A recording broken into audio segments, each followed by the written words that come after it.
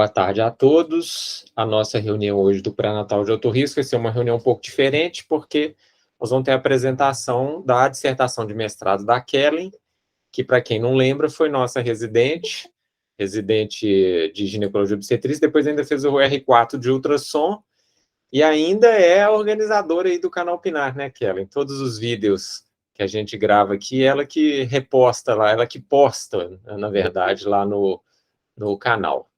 Então, vai ser muito boa essa apresentação da Kelly, é um prazer grande. Tanto eu quanto o professor Henrique participamos da defesa de dissertação dela, o professor Henrique é orientador EUCO, então vai ser bom a gente rediscutir com vocês aqui os dados principais aí do trabalho da Kelly. Então, Kelly, pode começar a sua apresentação.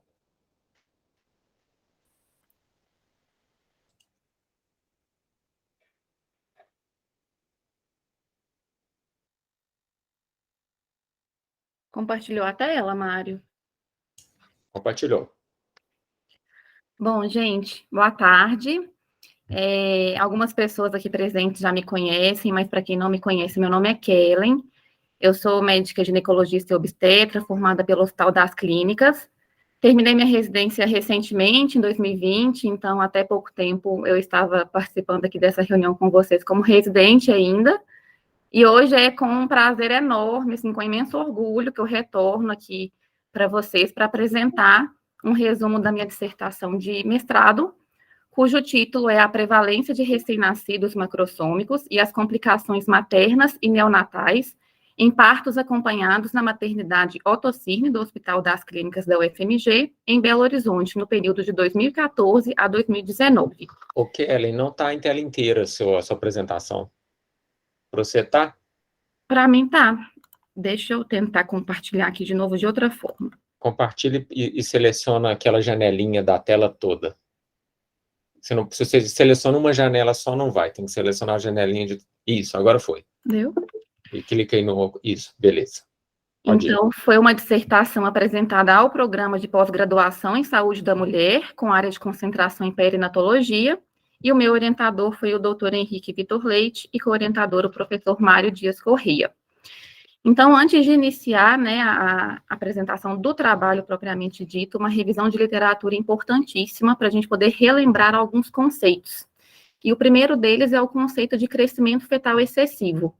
Esse conceito, ele engloba dois termos que muitas vezes são usados como sinônimos, mas que há diferença entre eles.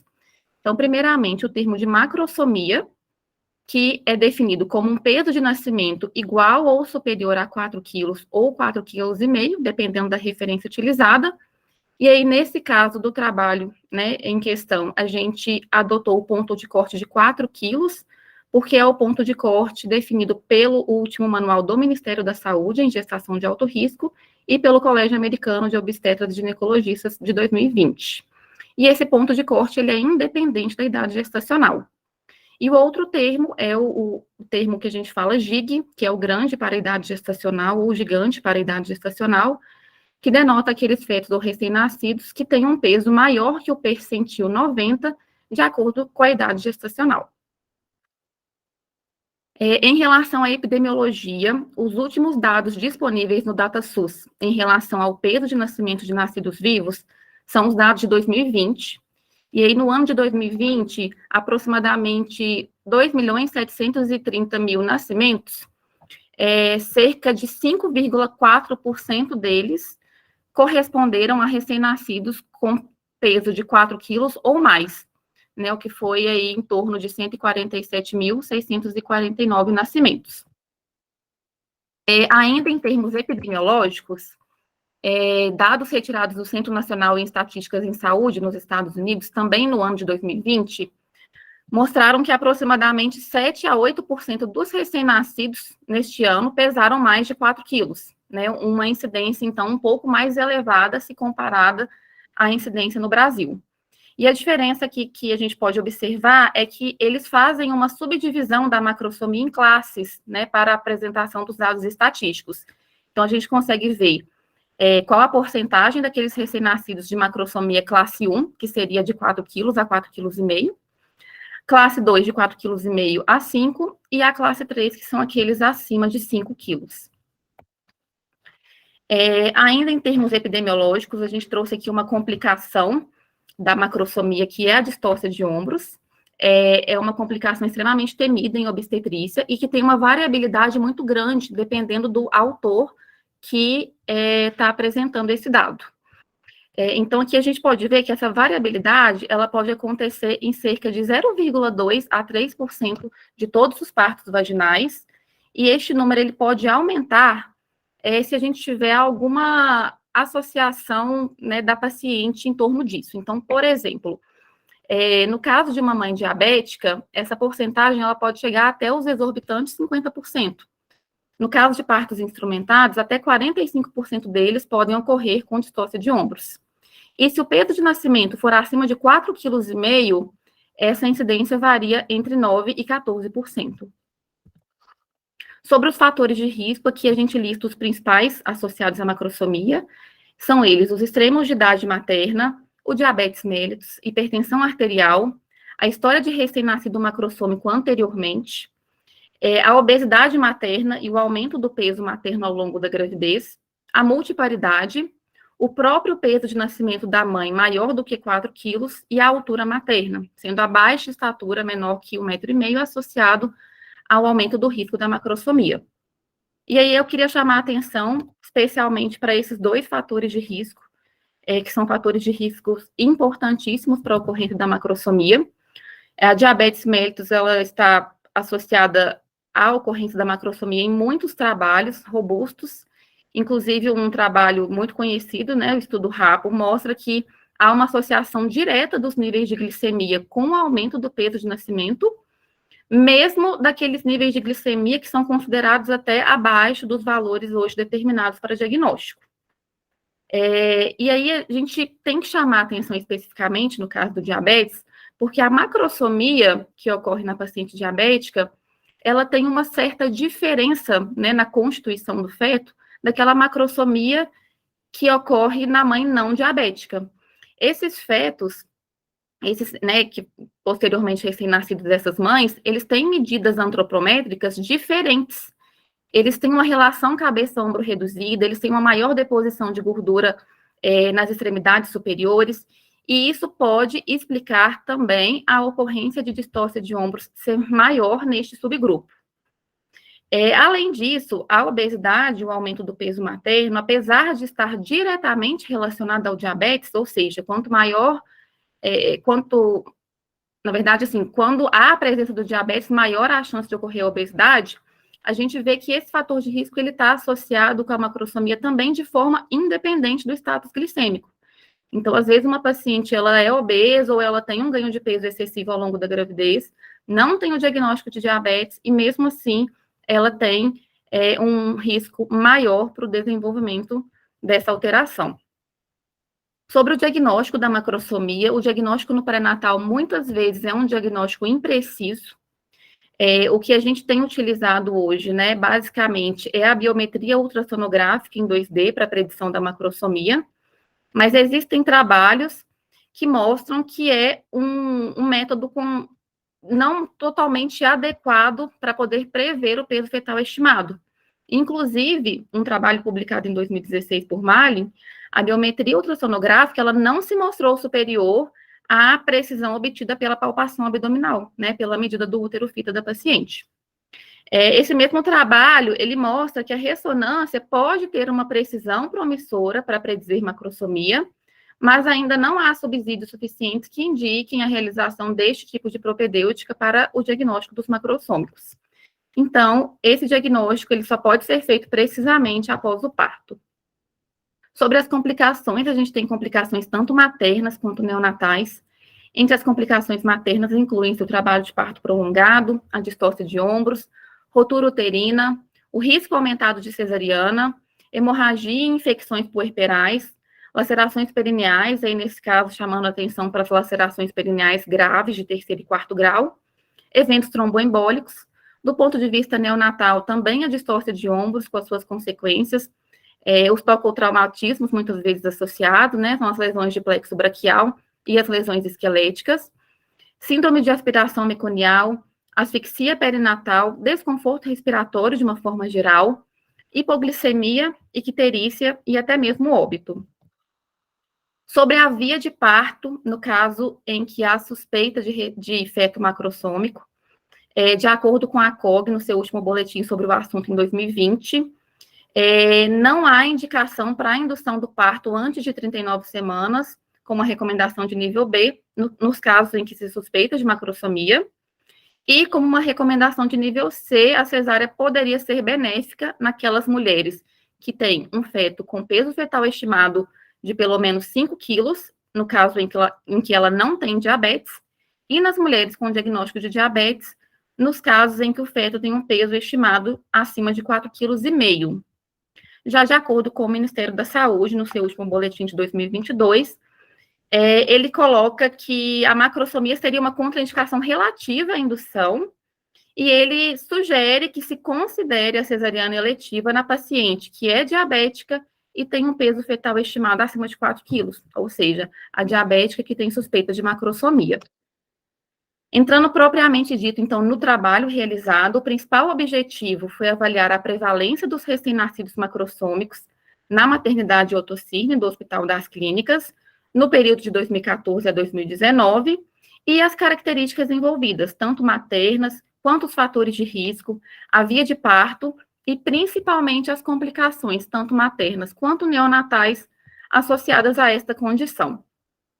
Trata-se de um estudo observacional, transversal retrospectivo, em que foi feita uma busca, uma coleta de dados, através de sistema próprio do Hospital das Clínicas, que é o Sysmater, e prontuários clínicos, tanto prontuários físicos no SAMI, quanto prontuários eletrônicos.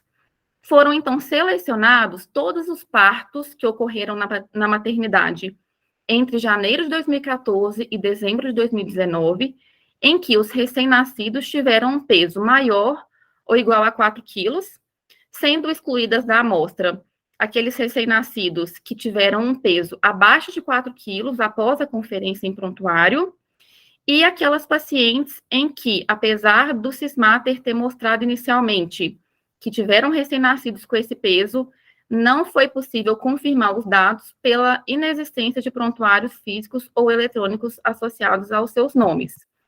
Então, de uma amostra inicial de 370 pacientes, uma paciente foi excluída após se detectar que o peso de nascimento do recém-nascido havia sido erroneamente inserido no Sysmater como um peso de 9,90 kg, e, na verdade, foi um peso abaixo de 4 quilos, e outras 2 pacientes foram excluídas por não se encontrarem os prontuários associados aos seus nomes.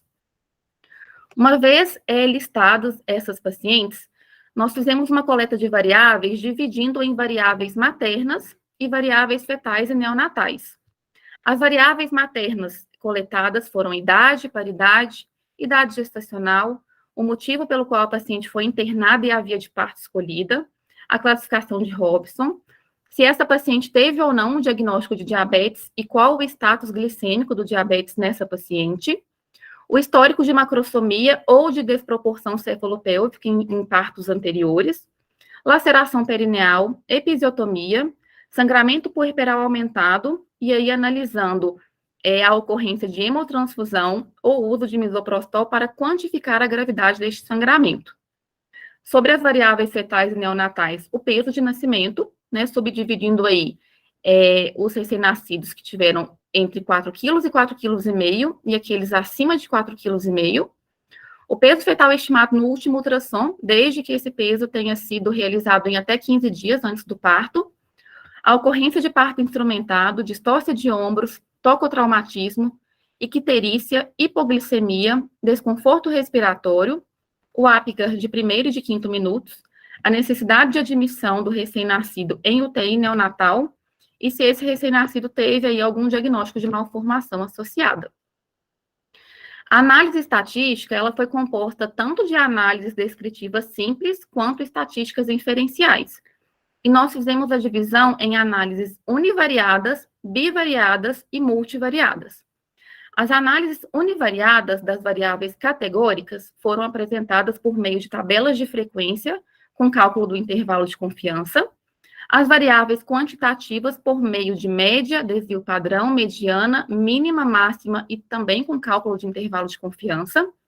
As análises bivariadas das variáveis categóricas foram apresentadas por meio de tabelas cruzadas, cálculo de odds ratio, intervalo de confiança e valores P, e as variáveis quantitativas por meio de média, mediana e desvio padrão. Nos casos das análises bivariadas, em que mais de uma variável, no caso categórica e ou quantitativa, foi associada com o mesmo desfecho, nós fizemos uma análise através de regressão logística para detectar se essa associação era realmente estatisticamente significativa. Sobre os resultados, então, do trabalho, o principal e primeiro resultado dele diz respeito à prevalência da macrosomia. Então, no período de 2014 a 2019, 3,3% de todos os partos foram de recém-nascidos macrossômicos, ou seja, acima de 4 quilos. Sobre o perfil materno das pacientes incluídas na amostra, a idade média dessas pacientes foi de 28 anos, sendo um mínimo de 14 e um máximo de 43 anos. A idade gestacional média foi de 39 semanas, com um mínimo de 29 e um máximo de 42. A maioria das pacientes eram multíparas, né, tinha uma média de mais de 2 gestações anteriores, então 77% dessas pacientes tinham partos anteriores. Sobre o histórico materno, né, das pacientes incluídas na amostra, 15% delas referiam ter tido um ou mais filhos, aí de acordo com a paridade da paciente, com mais de 4 quilos em partos anteriores. E 4% delas referiam um histórico de desproporção cefalopélvica com indicação de cesariana. No caso deste resultado em específico, a gente encontrou uma limitação que foi vinculada à inserção de dados em prontuário. Muitas vezes, o histórico obstétrico da paciente não estava descrito na anamnese da admissão e não havia menção específica sobre os partos anteriores das pacientes. Então, não se sabe ao certo se os 85% de pacientes que não tiveram histórico de macrosomia, de fato não tiveram, ou se essa informação simplesmente não foi questionada e posteriormente relatada em prontuário. E o mesmo se aplica ao histórico de desproporção cefalopélvica. Sobre o diagnóstico de diabetes, do total de pacientes, 30% delas tiveram um diagnóstico de diabetes, sendo que, deste total, 59% tiveram seus diagnósticos realizados tanto no pré-natal quanto na internação, né?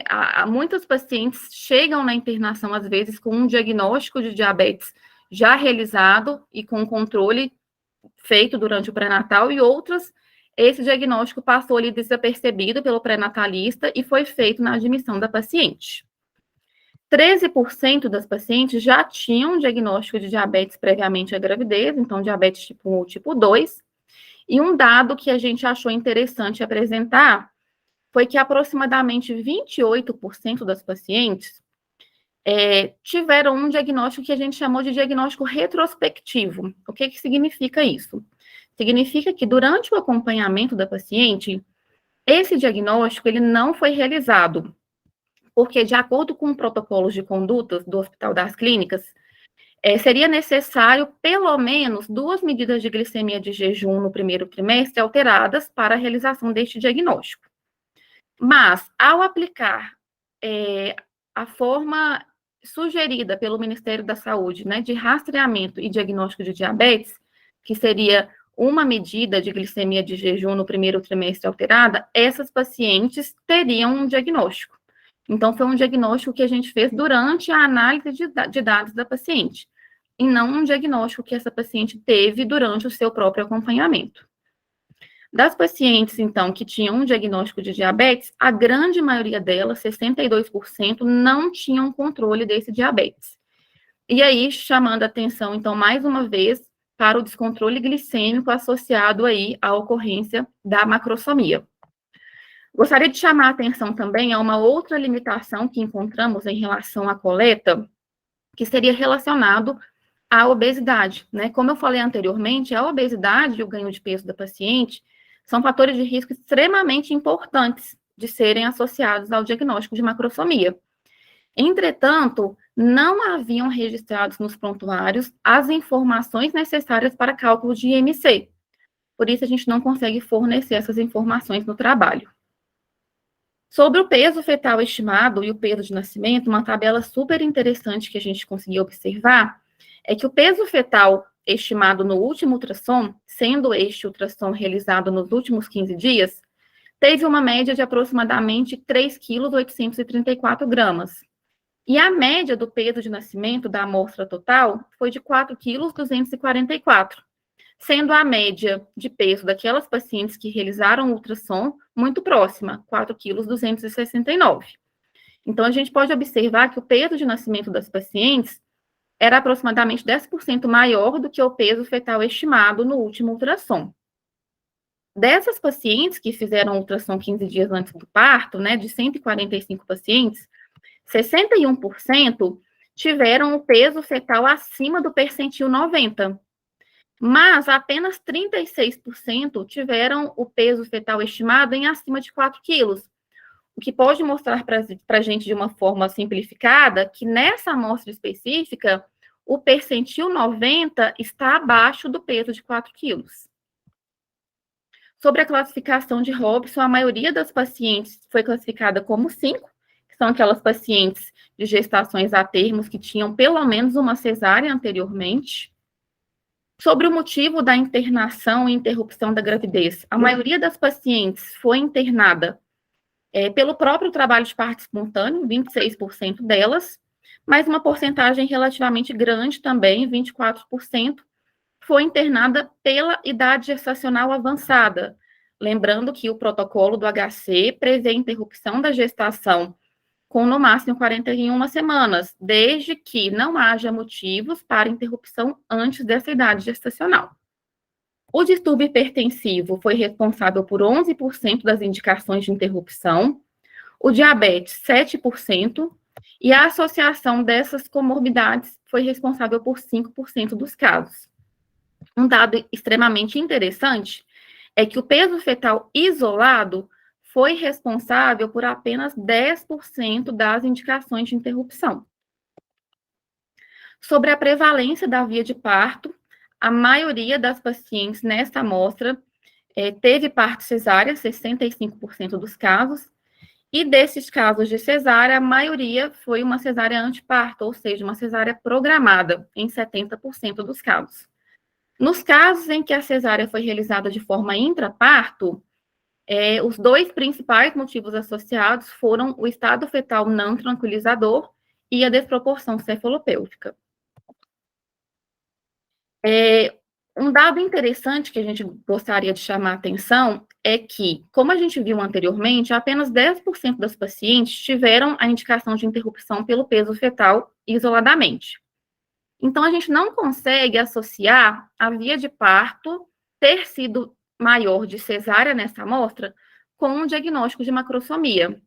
E aí, para a gente poder exemplificar isso, trazendo novamente o gráfico apresentado anteriormente, a gente viu que muitas pacientes tiveram a sua indicação de interrupção baseada em outros critérios que não o peso, como, por exemplo, a idade gestacional avançada, o distúrbio hipertensivo, o diabetes, e a grande maioria dessas pacientes também foi classificada como 5 na classificação de Robson, ou seja, são pacientes que tinham uma cesárea anterior. E pelo protocolo da nossa instituição, pacientes que têm cesárea anterior não são submetidas à indução do trabalho de parto. Então, se a paciente tinha uma cesárea e tinha uma indicação de interrupção, por exemplo, uma pré-eclâmpsia, essa paciente seria submetida a uma nova cesariana e essa decisão não perpassou pelo diagnóstico de macrosomia. Sobre os partos vaginais, foram 128 nessa amostra, 35%. 8 deles ocorreram parto instrumentados e 27 deles ocorreram distócia de ombros. Dos partos instrumentados, a maioria foi resolvida com o uso do fórceps, e no caso da distócia de ombros, a maioria foi resolvida com a primeira linha de manobras, que é a Mac-Roberts, associada ou não com a Ruby-1. Nesse caso, gostaria de chamar a atenção também, como eu falei anteriormente, a incidência de distócia de ombros ela é extremamente variável, de acordo com o subgrupo analisado. Como a nossa amostra não incluiu o total de partos ocorridos na maternidade, mas apenas os partos que tiveram recém-nascidos macrossômicos, a gente não consegue calcular a incidência de distócia de ombros na amostra total, apenas nessa amostra de casos extremos, que são os pesos mais elevados. Sobre os desfechos neonatais, a principal complicação associada foi a icterícia, cerca de 35%, seguida pela admissão em UTI neonatal, desconforto respiratório e hipoglicemia. O ápiga menor do que 7 no 5º minuto e os tocotraumatismos foram responsáveis pela menor parte das complicações, em torno de 3%. E a distócia de ombro colocada aqui mais à direita, ocorreu, como eu falei, em torno de 21% dos casos, de um total de partos vaginais. E as complicações à esquerda, em um total de partos, tanto normais quanto cesárea. Sobre o Apgar de 1º e de 5º minuto, a média foi de 8 e 9, sendo que no subgrupo específico que teve distócia de ombros e que houve a ocorrência de parto instrumentado, o Apgar médio foi de 7 e 8. Então, não houve uma redução do Apgar nesse grupo de pacientes em que ocorreram distócia de ombros e instrumentação do parto. Partindo, então, para a segunda análise, que foram as análises bivariadas, a gente fez um cruzamento entre variáveis e desfechos. As variáveis independentes avaliadas foram a multiparidade, o diabetes mellitus, o peso acima do percentil 90 no último ultrassom, ou acima de 4 quilos, também no último ultrassom, o histórico de macrosomia, o peso de nascimento acima de 4,5 kg, a idade gestacional, o número de gestações e o peso de nascimento em uma forma quantitativa. Sobre os desfechos, a distócia de ombros, os tocotraumatismos e os partos instrumentados não tiveram associações estatisticamente significativas com as variáveis da esquerda. Já outros desfechos tiveram associações significativas e vão ser apresentados adiante. Em relação à complicação do recém-nascido, foi associado que o peso de nascimento acima de 4,5 kg teve uma chance 3 vezes maior de complicação do que o peso abaixo de 4,5 kg, ainda que estivesse acima de 4 kg. Foi visto também que quanto menor a idade gestacional, maior a chance de complicações, e o peso em sua forma quantitativa também se mostrou associado, mostrando que recém-nascidos que tiveram complicação tiveram uma média de peso de aproximadamente 100 gramas a mais do que aqueles que não tiveram complicações. E essas análises bivariadas foram comprovadas em uma análise de regressão logística na tabela à direita de uma análise multivariada. Sobre a icterícia, inicialmente houve uma associação do diabetes e da idade gestacional com desfecho de icterícia. Mostrou-se que o diabetes teria um risco de 78% maior de ocasionar icterícia e a idade gestacional menor também estaria associada à ocorrência dessa complicação. Entretanto, em uma análise multivariada, essas associações não se comprovaram. Então, nessa amostra específica, o diabetes e a idade gestacional não se mostrou associado à ocorrência de icterícia. Sobre a hipoglicemia, o peso de nascimento acima de 4,5 kg está associado a um risco 3,27 vezes maior de ocorrência de hipoglicemia, bem como o peso de nascimento em sua forma quantitativa também, sendo que recém-nascidos que tiveram hipoglicemia tiveram uma média de peso de em torno de 130 gramas a mais do que aqueles que não tiveram hipoglicemia. Sobre o desconforto respiratório, a única variável que se mostrou associada foi o peso de nascimento em sua forma quantitativa. Recém-nascidos que apresentaram desconforto respiratório tiveram aproximadamente 85 gramas a mais do que aqueles que não tiveram desconforto respiratório. Sobre a admissão na UTI neonatal, a idade gestacional inferior, ainda que dentro de uma gestação a termo, esteve mais associada ao risco de admissão em UTI neonatal do que uma idade gestacional superior. Sobre o Apgar de 5º minuto menor do que 7, o peso de nascimento acima de 4,5 kg esteve associado em mais de 7 vezes com o risco do Apgar de quinto minuto ser menor do que 7. Já nas variáveis quantitativas, a idade gestacional inferior também esteve associada com o desfecho de Apgar desfavorável, e o peso de nascimento em sua forma quantitativa também. Entretanto, em uma análise multivariada, as únicas variáveis que continuaram sendo associadas ao desfecho de Apgar de quinto minuto abaixo do que 7 foi a idade gestacional e o peso acima de 4,5 kg. Sobre os desfechos maternos, a laceração perineal esteve presente em 73% dos partos, sendo que as lacerações graves de terceiro e quarto grau estiveram presentes em 5% deles.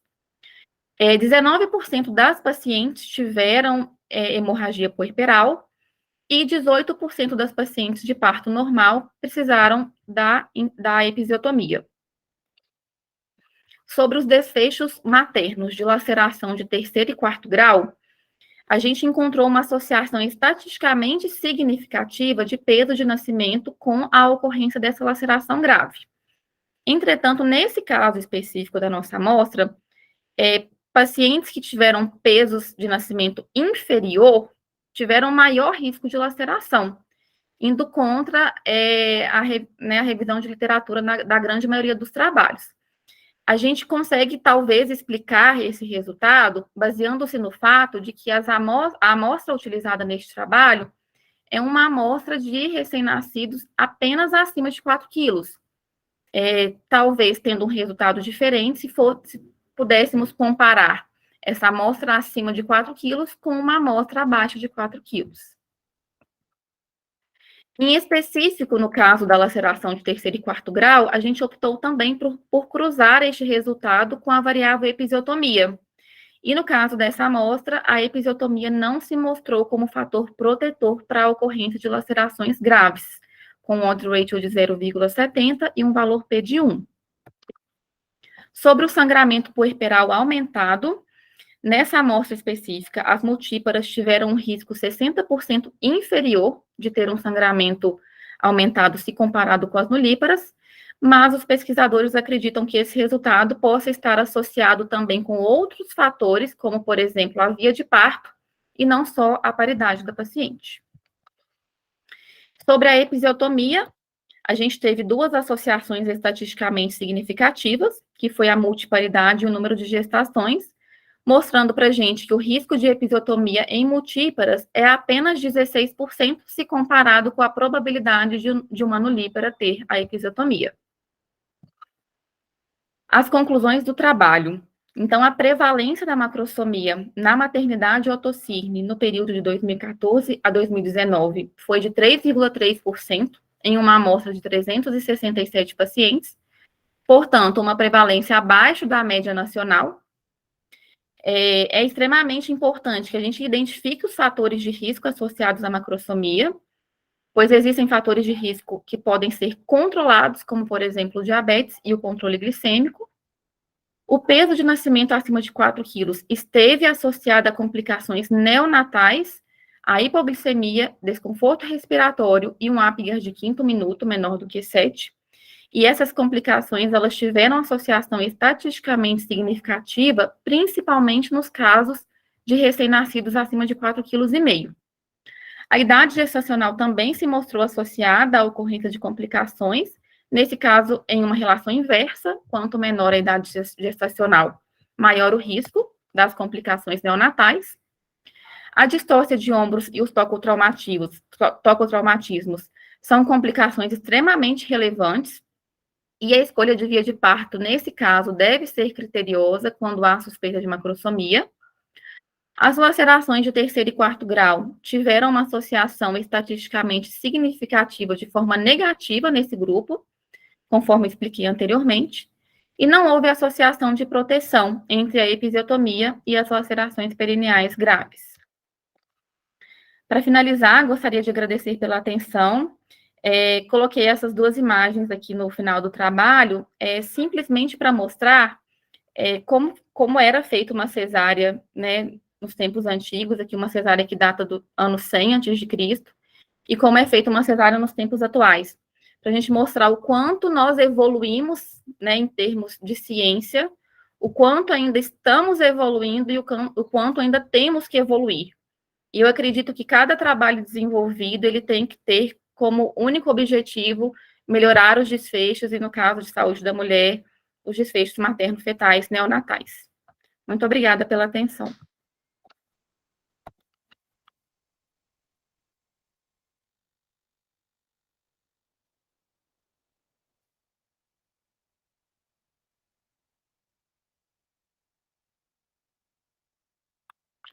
Mário, seu microfone está desligado. Desculpa, agora que eu liguei.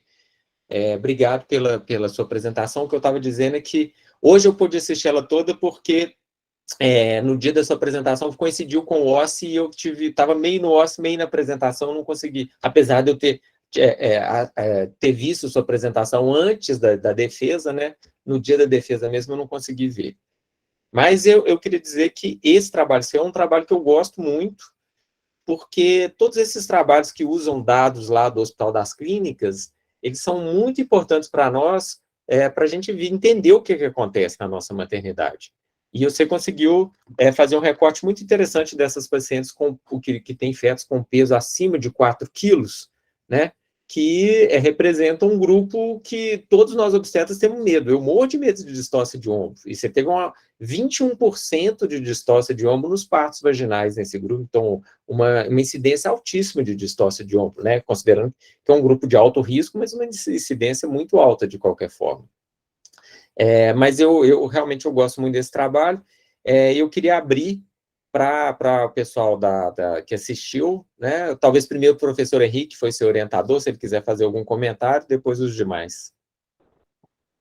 Não, eu acho que assim, nós já tínhamos comentado, concordo plenamente com você, na questão assim, a qualidade dos dados do que é a Kellen sempre foi uma pessoa muito séria, né, o tempo dela todo como residente, e a gente poder ver os dados da maternidade, ter um corte das complicações, das situações, isso dá muito mais conforto na tomada da questão das condutas.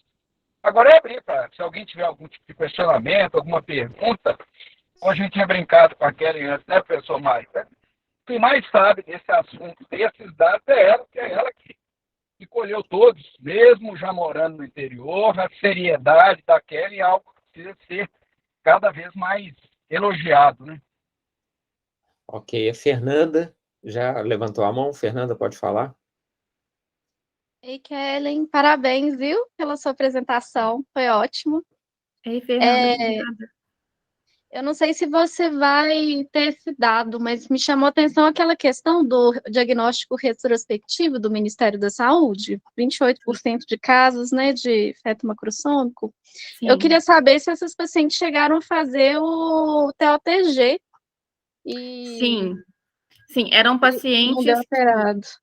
pacientes que a primeira glicemia de jejum foi alterada, foi acima de 92, e não obtiveram o diagnóstico porque a segunda glicemia ou TOTG veio normal.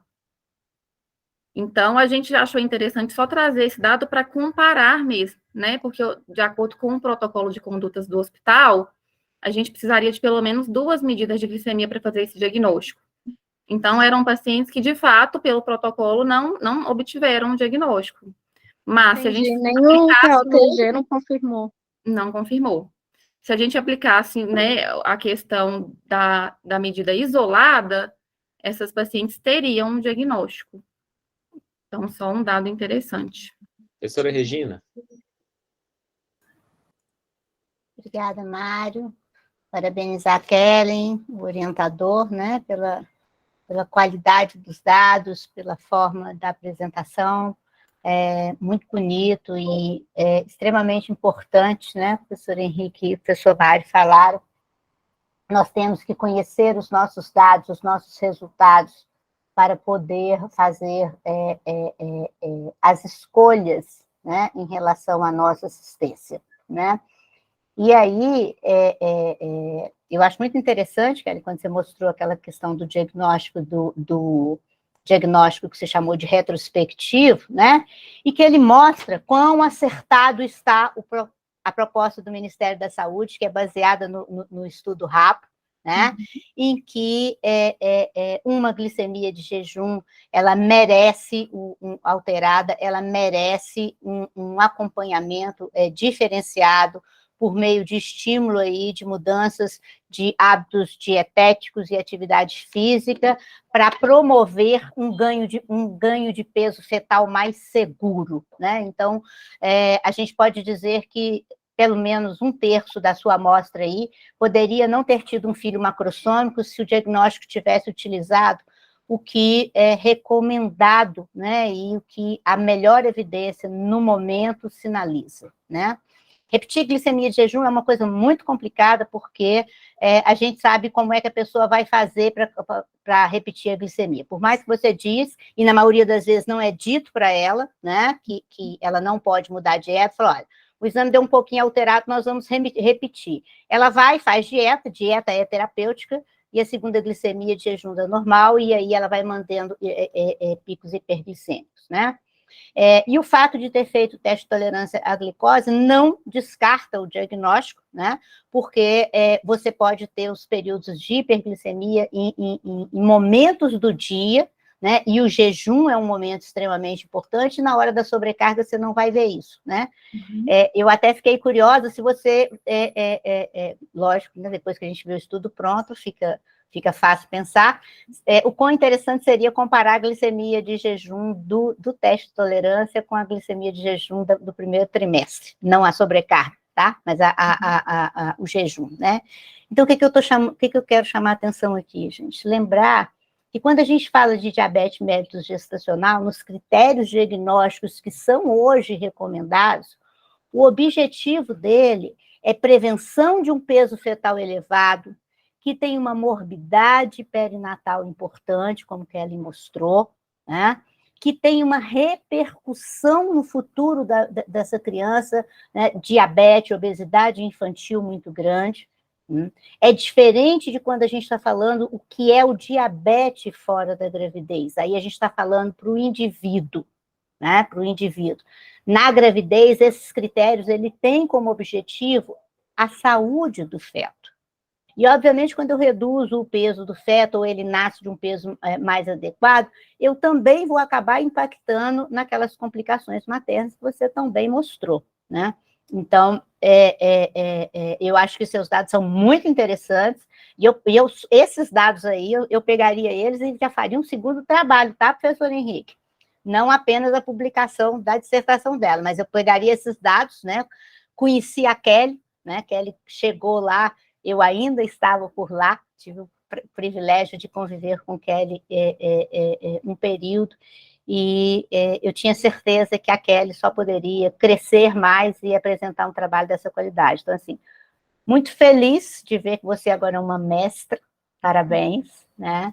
Muito feliz pelo seu trabalho, né? Eu acho que você traz dados muito interessantes, inclusive para a gente fazer uma reflexão no próprio protocolo do HC, que me chamou a atenção, você dizer que ele está com 2 glicemias, eu achei que o protocolo estava indo, que era escrito por nós, né, Annelise, Camila, eu, com a questão de uma glicemia de jejum, tá, como recomendado, mas acho que isso é bom, né, merece reflexões, porque eu fico pensando, 28% dessas mulheres podiam ter tido, né, um acompanhamento mais adequado do ponto de vista de estimular a atividade física, acompanhamento desse crescimento fetal, né, e evitado a macrosomia, mais do que evitado, e aí talvez os 21% de distócia de ombro cairiam, porque a gente evitou a macrosomia, esses números não apareceriam, tá? Então, só esses comentários, mas, de novo, muito feliz pelas suas conquistas aí. Parabéns, tá? Obrigada, professora Regina, queria te agradecer pelos comentários. Realmente, a questão do protocolo, quando eu consultei o protocolo para a elaboração do trabalho, era uma versão de 2019 e constava a indicação da realização das 2 medidas, e a versão mais atualizada de 2022 continua sugerindo as 2 medidas. Então, é um dado que realmente possa ser útil, né, para reavaliar essa condição.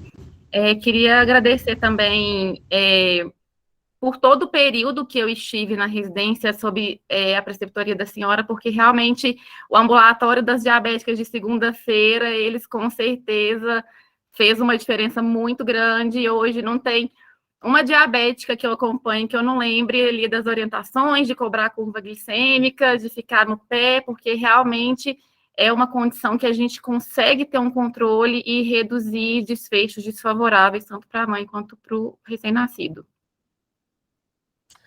Professora Regina, a Kellen, ela tem um banco de dados fantástico. A gente teve até que limitar o que ela ia colocar na tese, porque ia ficar grande demais. Então, você pode ter certeza que vão sair novas interpretações desse banco de dados dela aí. Dr. Clóvis Baixa, quer falar também? Na verdade, é um questionamento, né? Eu gostaria de saber da Kelly, né, os demais, aí, qual que seria a indicação, que idade gestacional eu deveria interromper um feto macrossômico com polidrâmio e que as glicemias não foram adequadamente controladas? Qual que é a idade gestacional de indicação de parto? Clóvis, isso não é objetivo do estudo da Kellen, não, mas eu vou deixar, como ela estudou muito o assunto, eu vou deixar ela responder. Oi, Clóvis, boa tarde, tudo bem? Como o Mário falou, a gente acabou não traçando aí essa questão do ponto de corte de idade gestacional, mas diante, né, das alterações que você apresentou, um polidrâmino, né, já configura aí uma gestante com diabetes descontrolado, uma curva glicêmica, como você citou também, a indicação seria de interrupção entre 37 e 38 semanas. Muito obrigado. Gente, alguém quer fazer mais alguma pergunta para a Kelly, algum comentário?